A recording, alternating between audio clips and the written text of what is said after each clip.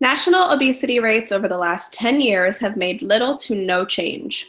Currently, in the United States, obesity continues to affect over a third of citizens. Approximately 38.3% of men and 42.1% of women suffer from obesity in the US. According to the Center of Disease Control, specific ethnicities are more likely to be affected by obesity than others.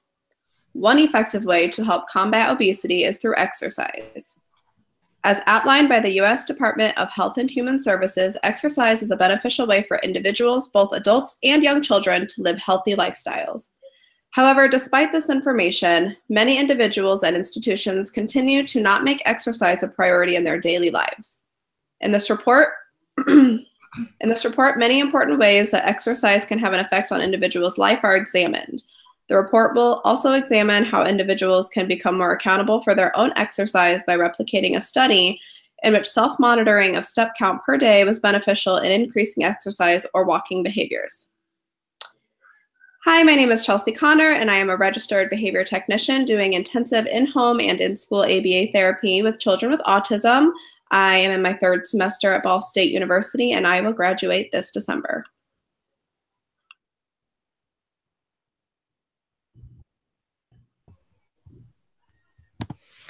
Hi everyone, my name is Morgan McClary. I am currently a registered behavior technician. I do in-home intensive applied behavior analysis with young children with autism. I'm currently in my fourth semester here at Ball State, and I plan to graduate after this coming summer session. Hi guys, I'm Melissa Burson, and I am an RBT here in the Dallas, Texas area, and I expect to graduate in December. We also have a fourth member, Ashley Tanner. Unfortunately, she is unable to join us tonight for our presentation due to a medical emergency. Ashley is currently a registered behavior technician, and she plans to graduate from the Ball State program in December. We will now continue to our presentation.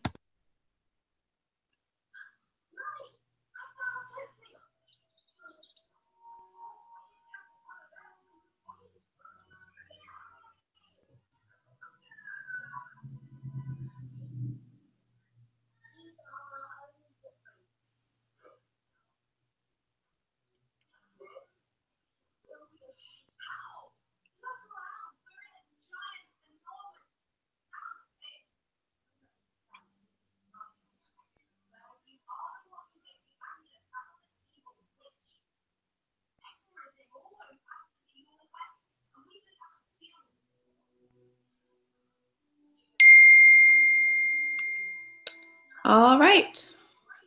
We did a study replication on increasing physical activity, goal setting, and self-monitoring.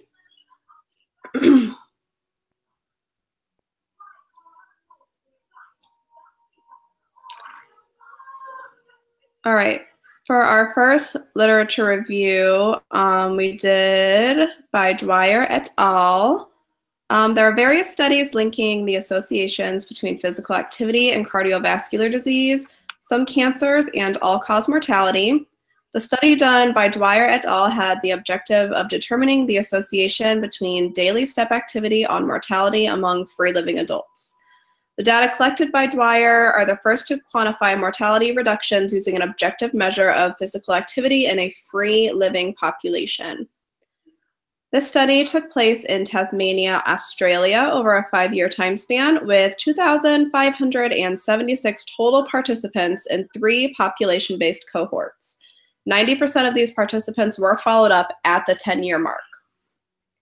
The 3 studies that were pooled by Dwyer included the Australian Diabetes, Obesity, and Lifestyle Study, the Tasmanian Older Adult Cohort Study, and the Tasmanian Study of Cognition and Gait Study.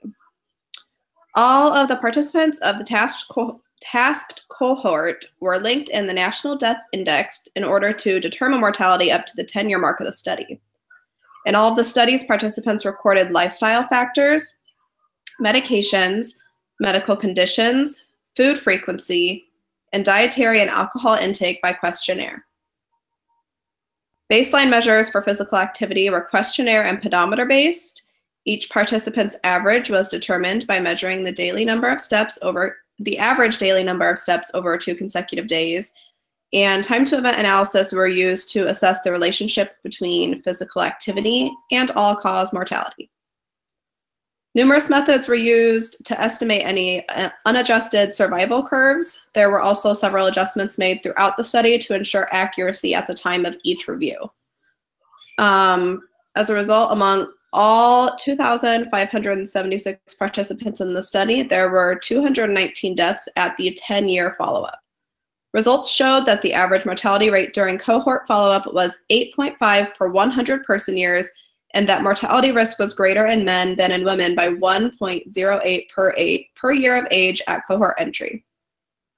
Results also showed that there was a significantly lower mortality rate for those with a higher daily step count at baseline and for those with a higher step count at the end of the second review.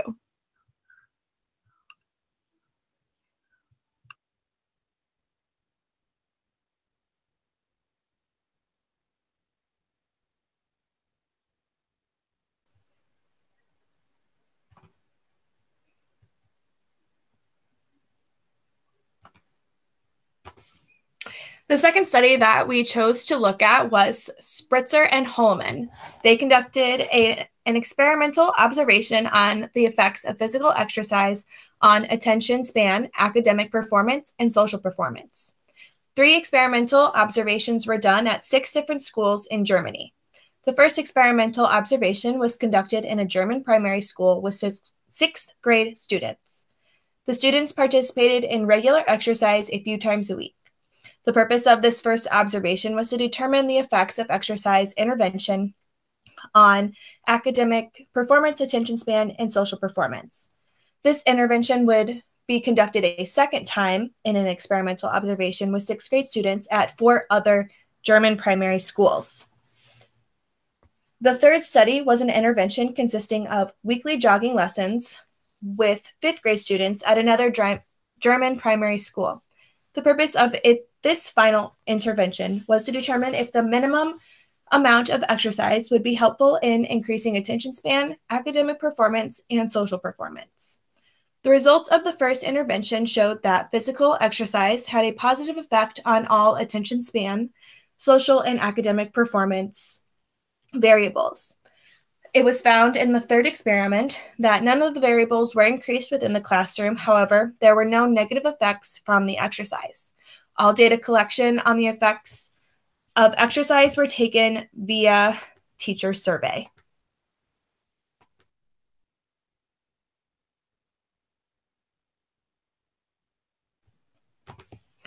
The next study that was looked at was conducted by Bixby and Hatfield.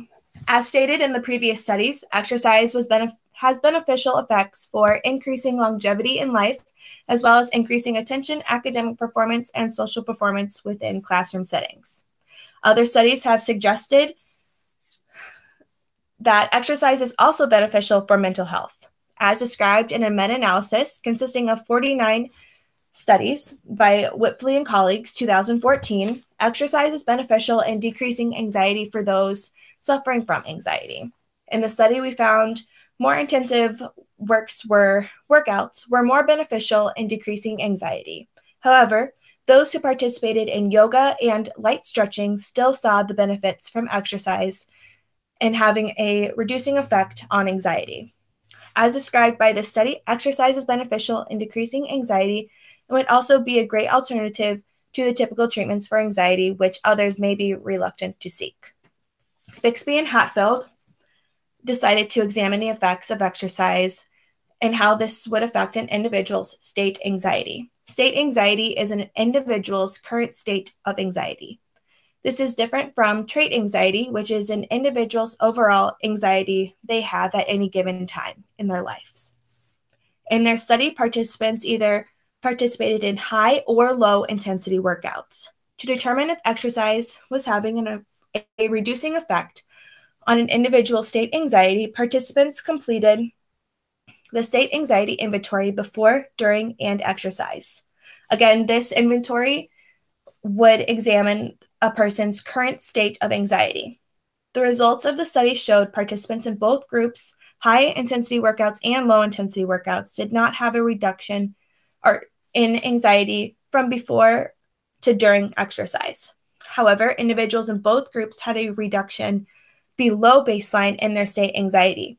Therefore, this study can conclude that all exercise is beneficial in reducing anxiety and could be used as a treatment of anxiety.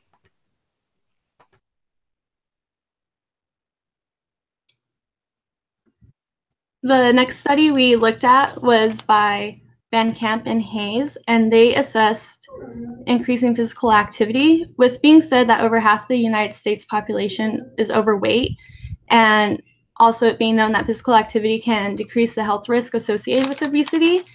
Van Camp and Hayes reviewed behavior research on measuring physical activity as well as interventions to increase physical activity. What they found was that quantitative measures were the most useful, as they are wearable monitors such as pedometers, accelerometers, and heart rate monitors. And they provided a useful means of direct measurement of physical activity, as when you're doing these studies, you have limitations to actually observing the physical activity going on. The wearable monitors are relatively inexpensive and they are not as intrusive as other monitors, so they are beneficial for automatic data collection.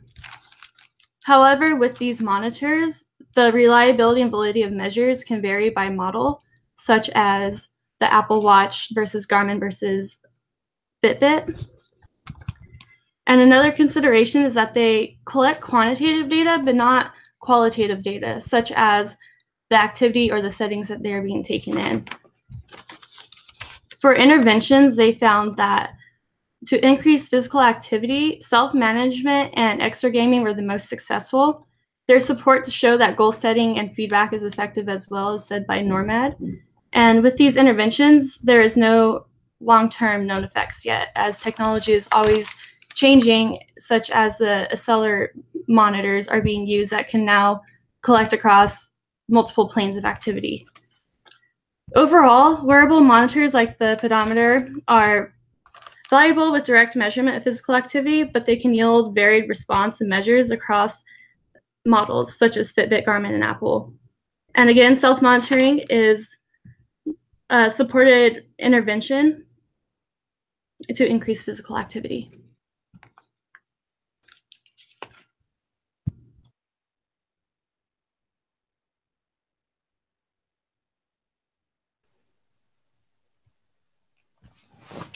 The next study that we have is by Munson and Consolvo. A study conducted by Munson and Consolvo recruited participants to be a part of a study which examined the effects of goal setting, rewards, self-monitoring, and sharing to increase physical activity. In the study, researchers created 2 applications for cell phones.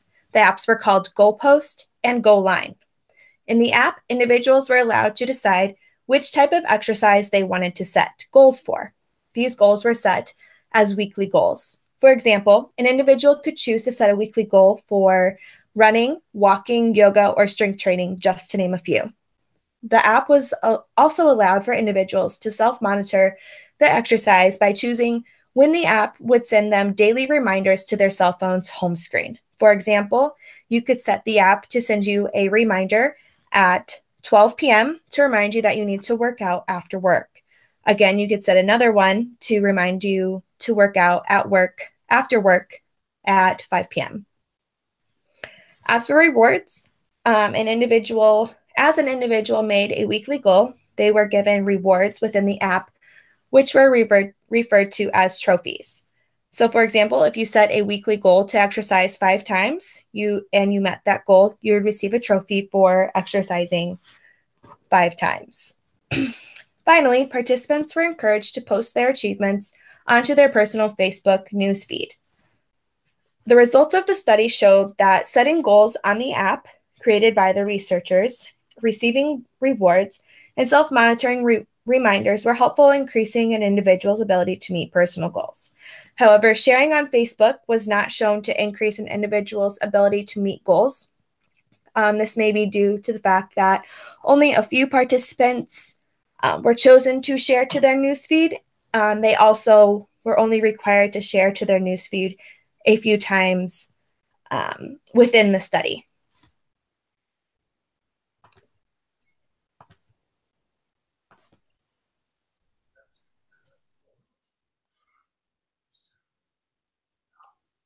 All right, so the original study that we used for the study replication was by Normand. It's titled Increasing Physical Activity Through Self-Monitoring, Goal Setting, and Feedback.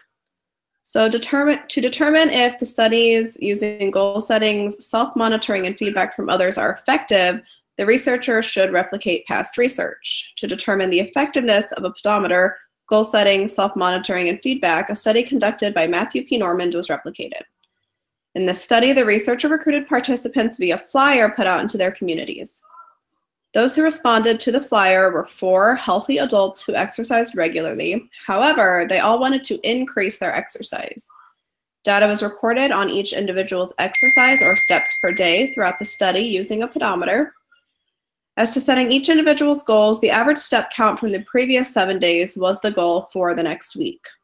This goal needed to be met 4 out of the 7 days in a week. When collecting data, the individuals used a multiple baseline AB-AB reversal design in which 3 out of 4 participants returned to baseline and treatment. The 4th participant in this original study dropped out of the study, so we had one of our participants finish and not return to baseline. The daily step totals for each of the participants in the study increased following introduction of self-monitoring and feedback intervention, then decreased when the intervention was removed, and it increased again when the intervention was again provided. So it did prove to be effective.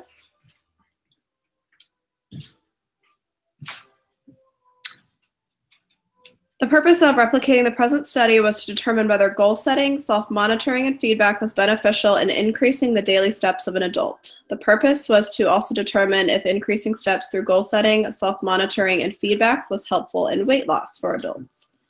The intervention was introduced as a multiple baseline design. An AB-AB reversal design was arranged for 3 out of the 4 participants.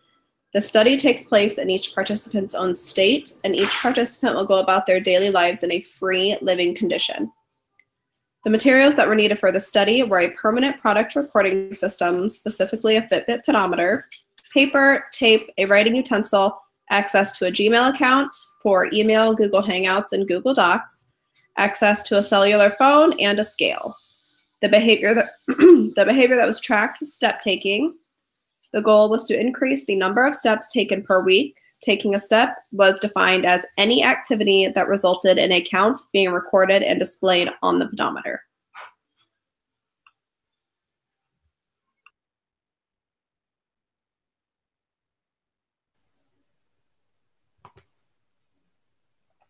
The data collection system used was a Fitbit pedometer, which collected the number of steps taken per day. Using the 7-day memory feature. Also, the weight of each individual was taken using the measurement of pounds on a scale. Results of each participant's weight was omitted as there was no weight change for the conclusion of the study. Each participant recorded their data weekly on a Google Docs spreadsheet accessible by all participants. Participants also logged weight on a spreadsheet on 2 occasions during the study. Participants were responsible for collecting data on the daily steps taken per day.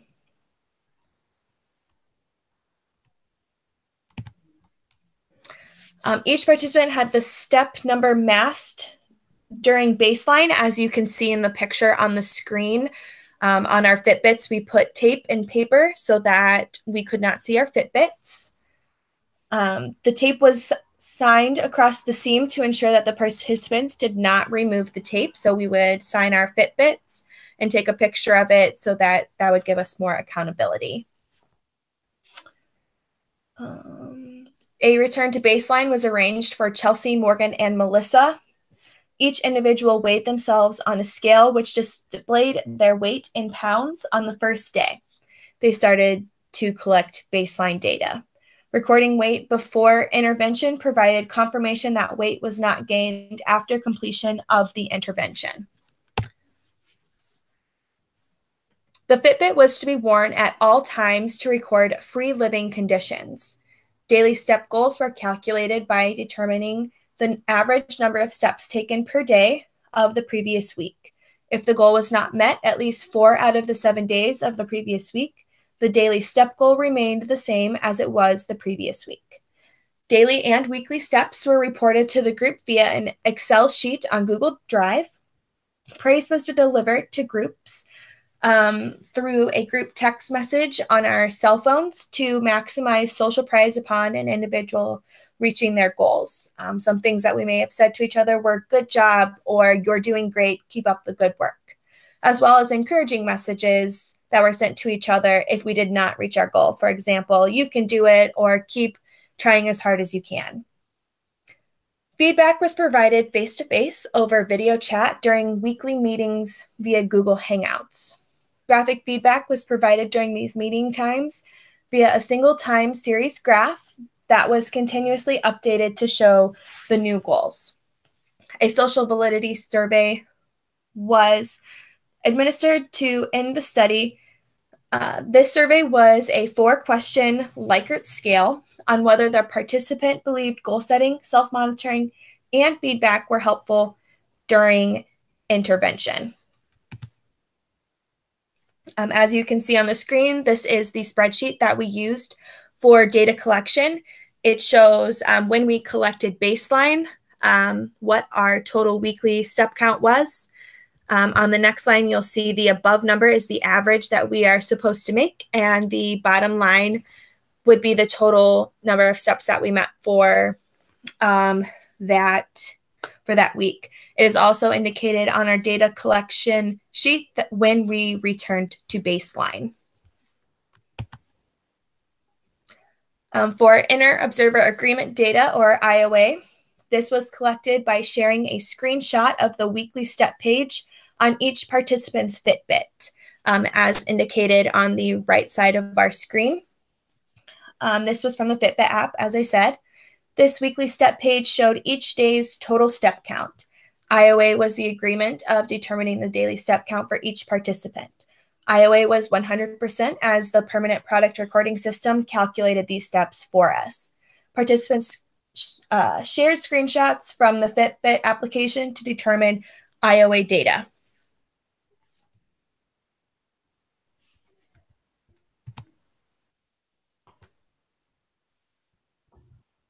So our results for each participant varied by day. There was no functional relationships found between the intervention and the number of steps the individual took daily. As you can tell on the graph on the right, we have a multiple baseline AB design graph. And if you look at it closely, there is no change in level nor trend, thus leading us to believe that there is no functional relationship. And this can be due to a variety of limitations.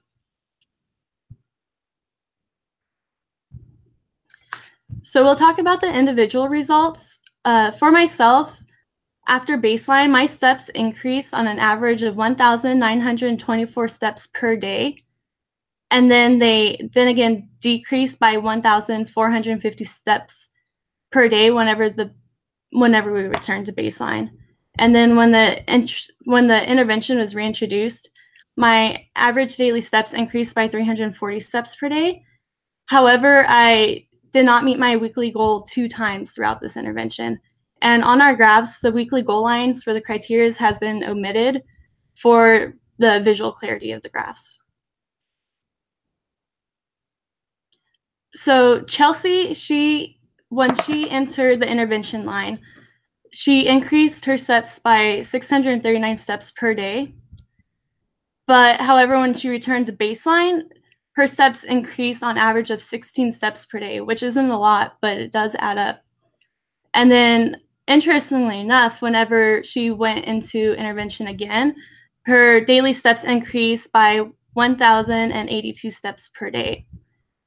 She also did not meet her weekly goal 2 times. And for Morgan, after baseline, her steps decreased an average of 119 per day. And whenever she went back to baseline, they decreased again by 992 steps per day. However, whenever she was reintroduced to the intervention last time, her daily steps increased by 1,720 steps per day. She also failed to meet her weekly goals at least one time.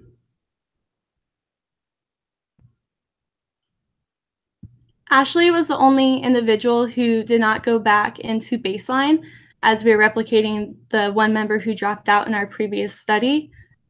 And so with her, after introduction to intervention, her steps increased an average of 339 per day with the intervention. She as well did not meet her weekly goals at least once. And on her graph, you can tell there are a lot of outlier information, just like the rest of ours.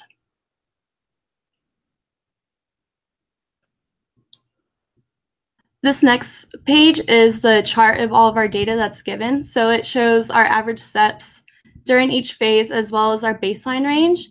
And if you look closely, you can tell that it varies quite a bit across all participants in all stages of the study.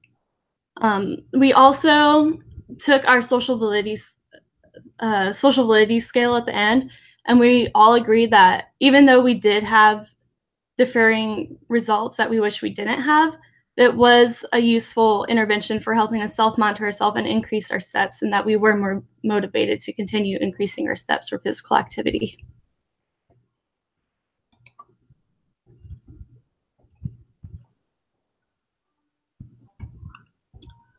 So as with any study, there are various limitations from when we actually replicated and for anyone that would replicate the study in the future. So some of the limitations: the intervention of self-monitoring, goal setting, and feedback slightly increased the number of steps that each participant took daily, but as you can see, our results were extremely variable. There are a number of limitations involved in our replication of the study that affected replication and could affect replication in the future. So the first limitation is the length of the study. The participants seem to each have a number of days in which extraneous factors affected their daily steps, which resulted in us not meeting our daily goal or exceeding our daily goal exponentially. These factors either brought down or raised the weekly average greatly. Some of the factors included illness of the participant, illness of a family member, forgetting to wear the pedometer, engaging in a one-time gross motor activity, and simple changes in daily routine. A longer study would have allowed for more data to be tracked in order to determine a more realistic and average step count for each participant. The feedback that we provided to each other, it was very general feedback, such as "great job" or "you'll do better tomorrow" and "keep up the good work." The limitation involved with the general feedback: this could be altered to provide more specific reinforcement to each participant. So specific feedback to the participants could be helpful in assisting in increasing step goals. So for example, one participant could say, "You're so close to your goal, you should walk a few laps around your house to meet your goal today." Or you could park farther away from the front door at work and take the stairs tomorrow to meet your goal.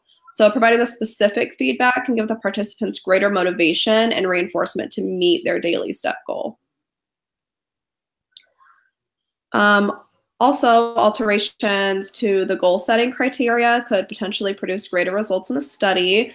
So we, the participants, were required to meet our daily step goal only 4 out of 7 days of the week. This type of goal left room for us to monitor how many days we'd met our goal and make up for any days missed. If the goal setting criteria were changed to meeting our daily step goal 7 days a week, this could produce a higher step count performance overall, because we would be working to get our average goal met much more frequently.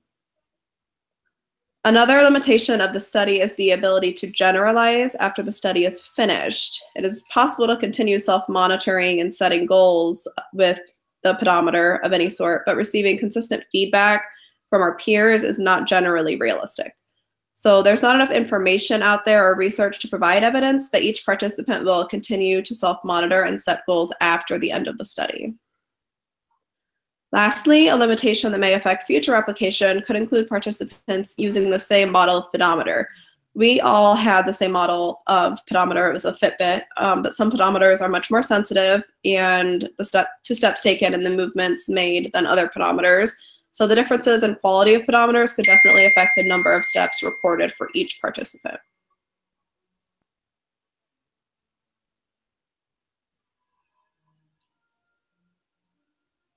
For the conclusion, the study focused on increasing the average number of steps that the participants took per week for 8 consecutive weeks. The point of the study was to increase physical activity with the intervention of self-monitoring, goal setting, and feedback.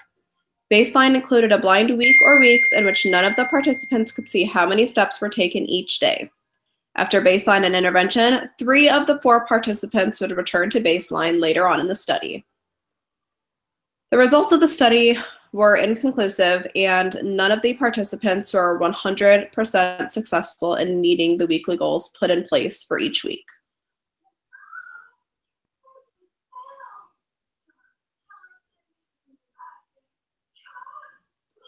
The following few slides are our references. If you want to look through those, thank you for watching, and we'll see you later.